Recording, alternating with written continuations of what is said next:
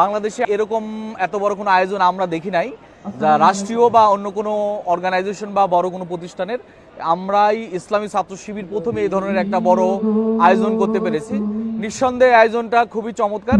এখানে আমাদের যে অসংখ্য মেধাবীরা, ক্ষুদে বিজ্ঞানীরা আছে, যারা আমাদের এই জাতির এই প্রজন্মের মানে সবচাইতে মেধাবী, আমরা এদেরকে যদি একটু পেট্রোনাইজ করি, এদেরকে যদি নার্সিং করি, এদেরকে যদি সুযোগ সৃষ্টি করে দেই, এরা দেশ গঠন করার জন্য, দেশকে সামনে নেওয়ার যেটা দরকার, আমরা মনে করি আমরা এই প্রজন্মের কাছ থেকে সেটা পাবো। কিন্তু আমাদের এই ধরনের উদ্যোগ বিগত দিনে কোনো রাষ্ট্র সরকার কেউ রাখে নাই। আমার কাছে মনে হয়েছে খুবই চমৎকার, এবং মেধাবীরা এত মেধাবী আছে আমাদের দেশের বিভিন্ন প্রান্তে, এটা কল্পনাতীত আর কি। এটার উদ্দেশ্য যদি বলি, প্রথমত মেধাবীদেরকে মূল্যায়ন করা। আমাদের দেশে মেধাবীদেরকে মূল্যায়ন করা হচ্ছে না। দ্বিতীয়ত হলো যে বিজ্ঞান এবং ইসলাম ধর্মকে আলাদা করে দেখা হয়। বিজ্ঞান এবং ধর্মের যে কোনো দ্বন্দ্ব নেই, ধর্ম এবং বিজ্ঞান একসাথে যে চলতে পারে, সেই মেসেজটা আমরা দিতে চাই। এবং আমরা এটাও বলতে চাই, আমাদের দেশের যারা বিজ্ঞান মনস্ক বলা হয়, বিজ্ঞান মনস্ক মানুষেরা অপসংস্কৃতি নিয়ে থাকে। আমরা দেখি তারা পেঁচা, আমরা দেখি তারা বিভিন্ন প্রাণীর মুখোশ দিয়ে তারা বিভিন্ন দিন উদযাপন করে, তারা আবার নাকি বিজ্ঞান মনস্ক। আমরা ওই জায়গা থেকে জাতিকে বের করে নিয়ে এসে সত্যিকারের বিজ্ঞান চর্চার যে জায়গাটা, সেই মেসেজটা আমরা জাতিকে দিতে চাই। মূলত এটাই আমাদের অন্যতম উদ্দেশ্য। আজকের এই আয়োজনের পুরো আয়োজন ওই ইসলামী ছাত্র শিবিরের। এখানে অন্য কারো পার্টিসিপেশন বা অন্য কেউ নেই, সরাসরি ছাত্র শিবির নিজস্ব আয়োজন। এটা ছাত্র শিবিরের কেন্দ্রীয় বিজ্ঞান বিভাগ এই আয়োজনটি করেছে। যারা অংশগ্রহণ করেছে সেখানে সাধারণ শিক্ষার্থী আছে নাকি সবই? এখানে সকলের জন্য ওপেন ছিল, সবাই সাধারণ। এখানে আমাদের ওরকম সাংগঠনিক কোনো ব্যক্তিদেরকে কোনো ইনভাইট করা হয় নাই। আমরা একদম সবার জন্য আমরা ওপেন ঘোষণা করেছিলাম। এখানে ছেলে মেয়ে, ধর্ম, বর্ণ সকল মানে ভেদাভেদ বলে এখানে এই আয়োজনে অংশগ্রহণ করেছে। আমরা যদি বলি যে আমরা যে ছাত্র রাজনীতির সংস্কার চাচ্ছি, আমাদের এই সংস্কার এটা আরেকটা মেসেজ দেয় যে ছাত্র রাজনীতি শুধু রাজনৈতিক এজেন্ডা বাস্তবায়ন করবে বৃহত্তর অঙ্গনের। ইসলামী ছাত্র শিবির এটা চায় না। ইসলামী ছাত্র শিবির চাই যে ছাত্রদেরকে কিভাবে পড়ার টেবিলে নিয়ে আসবে, ছাত্ররা কিভাবে গবেষণামুখী হবে, ছাত্ররা আরো কিভাবে মেধাবী হয়ে গড়ে উঠবে, সেই সংস্কারটা ইসলামী ছাত্র শিবির চাই।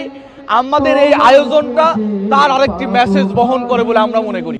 যে সৎ লোক পাওয়া যায়, যোগ্য লোক পাওয়া যায় না, যোগ্য লোক পাওয়া যায়, সৎ পাওয়া যায় না।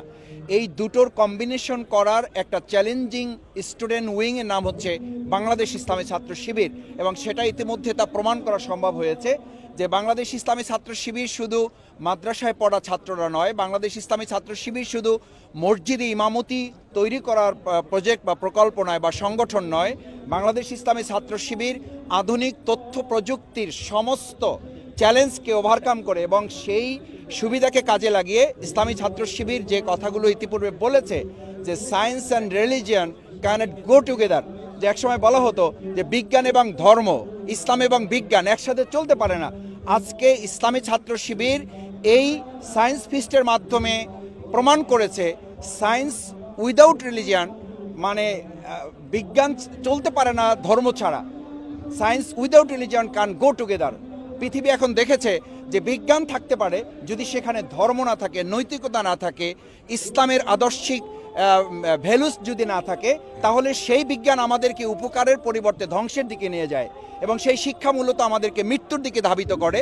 যে শিক্ষার ব্যাপারে এখন আধুনিক তথ্য প্রযুক্তি, এই শিক্ষার ভয়াবহতা, ইসলামের ব্যতিক্রম এবং ইসলামকে বাদ দিয়ে যারা চিন্তা করে তারাই বলে যে আওয়ার নলেজ ব্রিংস আস নিয়ারের ইগনোরেন্স টু ডেথ, অর্থাৎ আমাদের যে শিক্ষা, সেই শিক্ষা সম্পর্কে বলা হয় যে our knowledge brings us নিয়ারার two ignorance. এটা আমাদের অজ্ঞতার দিকে নিয়ে যায়। কারণ রসুল করিম সাল্লাল্লাহু আলাইহি সাল্লামের জমানায় সমস্ত তথ্য প্রযুক্তি বিজ্ঞান ছিল, শুধু ইসলাম যতক্ষণ আসে নাই, কোরআন যতক্ষণ আসে নাই, সেই ইসলাম মানে সেই সময়ের শিক্ষাকে বলা হয়েছে জাহিলিয়াত, অর্থাৎ সবচেয়ে অন্ধকারের যুগ বলা হয়েছে। ইসলাম আসার পরে, কোরআন আসার পরে সেই জাহিলি মদিনাকেই কিন্তু সোনার মদিনা করা হয়েছে।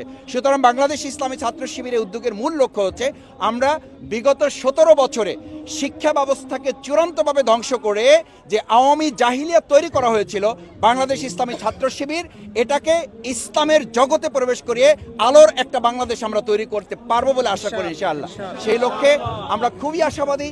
যে কয়েকটা প্রকল্প আমরা দেখেছি আমার কাছে মনে হয়েছে আমাদের তরুণ সন্তানতুল্য শিক্ষার্থী ছাত্র ছাত্রীরা যে প্রজেক্ট নিয়ে এসেছে, আমি মনে করি তারা একটা প্রজেক্ট নিয়ে এসে নাই, তারা পুরো বাংলাদেশকে গোটা পৃথিবীতে আদর্শিকভাবে এবং সৎ দক্ষ যোগ্যতার জায়গায় চ্যালেঞ্জ করার সমস্ত আয়োজন তারা এখানে সম্পন্ন করেছে। আমি তাদের ধন্যবাদ জানাই, কৃতজ্ঞতা জানাই। আমাদের এই সন্তানরা আগামী দিনে ইবনে সিনা তৈরি করবে, আমাদের এই সন্তানরা ইবনে সাইহাম তৈরি করবে, আমাদের এই সন্তানরা খালিদ বিন ওয়ালিদ তৈরি করবে, ওমর হামজা তৈরি করবে এবং তারা তথ্য বিজ্ঞান প্রযুক্তিতে আগামী দিনে লিড করার জন্য বাংলাদেশে তারা যথার্থ ভূমিকা পালন করবে ইনশাআল্লাহ। সেই প্রত্যাশা ব্যক্ত করে আমি শুধু এই আহ্বান জানাতে চাই, আমাদের এই শিক্ষা গবেষণার যে মূল লক্ষ্য বা এই বিজ্ঞানের যে মূল লক্ষ্য সেটা হচ্ছে যে আমাদের যেটা বলা হয় যে ক্যারিয়ার উইদাউট ক্যারেক্টার। আমাদের যত যোগ্যতা সম্পন্ন লোকই হোক, ইসলামী ছাত্র শিবির আজকে সমস্ত প্রজেক্টগুলোর মধ্যে দিয়ে মেসেজ দিতে চেয়েছে যে আমাদের career without character is more dangerous then a lion.